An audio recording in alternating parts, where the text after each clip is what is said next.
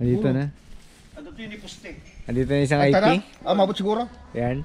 Yung founder namin ng IP. Ayan.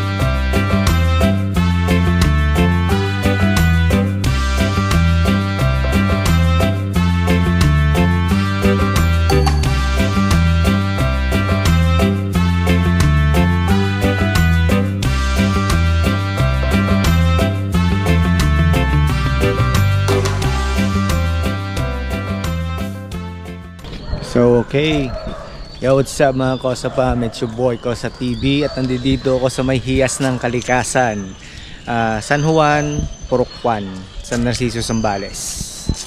Tingnan natin yung lugar at maganda siya.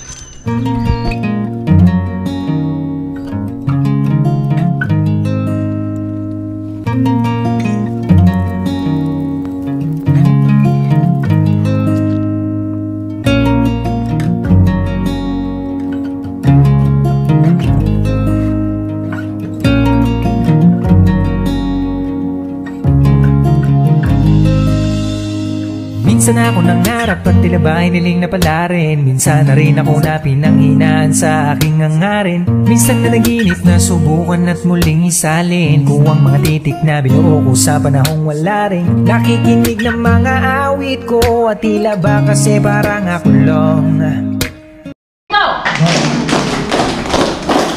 Nakikinig sa mga idolo na balang araw kaya kung galingan gaya nila. Milya-milyaan nila Kahit pagod na pagod po ako kahapon dahil binyag po ng apo mo. Ngayon, masaya po ako dahil nakatulong ako. Titakbo namin sa ospital yung nanay ni Noel. Kumbaga, kasi tapat lang po kami ng center.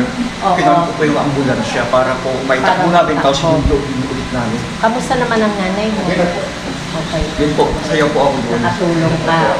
para latipid sa pasahe, para sulit ang biyahe. Sa tsinelas na di pa ako nakabase la palagi. Kahit na pag-akbang ko hindi kampante, sa tiwala nakaasang merong mangyayari. Kung sakaling mapatid sa kalahati ay preparado pa rin sa daanan. Kabisado ko na nilakaran, kasi araw-araw ko itong ginagawa. Pamuhat na mag-i ko na to na libangan. Basta sumunod ka na lamang kung saan ka masaya. Doon ka makinig ka sa puso kung saan ka maligaya. Hindi ko akalaing mararating ko ang angat ng iba.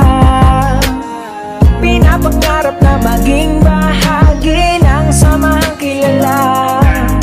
Ngayong nandito na ako, pag-iigihan ko pa.